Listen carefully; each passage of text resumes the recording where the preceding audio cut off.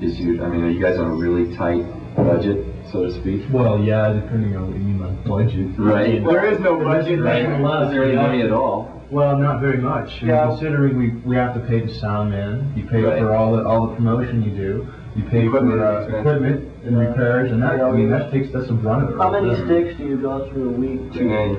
$30 in sticks or something.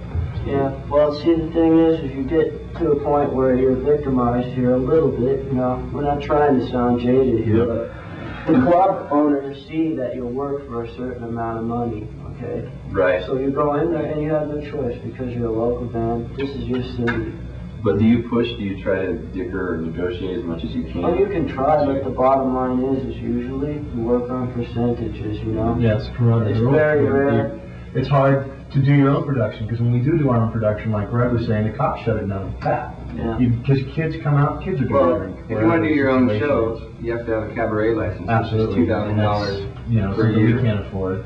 But the best successes we've had as far as our following and as far as our shows and production and everything have been our own shows that we've thrown in our own spaces.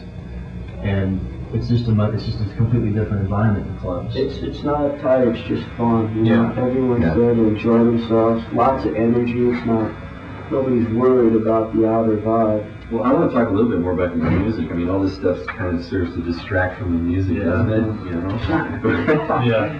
What are your inspirations? I mean, going back through your history, what is it that really turns you on to music and the kind of music you write now? The kind of music you do? Well, I don't know, I think that like the first wave of like alternative music, that was a bit brash, you know? You know, I mean, even from the Velvet Underground to all of the, you know, all of the more experimental bands in the early and late 60s, you know, that's a partial influence of ours, plus a lot of the early 80s bands, you know, Crispy Ambulance and Joy Division and, you know, Echo and the Bunnymen, all those influences, you know, they're there. We try to add just an edge of our own in songwriting. At what point did you guys feel like you had your own sound? From the very beginning, Really? we started like with a blank slate, pretty much. You know, this is the first band I've ever really been in, and it's true for everyone else. So it's real. There's some ladies here Hello. in the stage. Don't mind us, we're conducting an interview. In the women's room. The facilities are right over there. We're in Boulder, that's right. Yeah. You gotta watch this stuff in Boulder.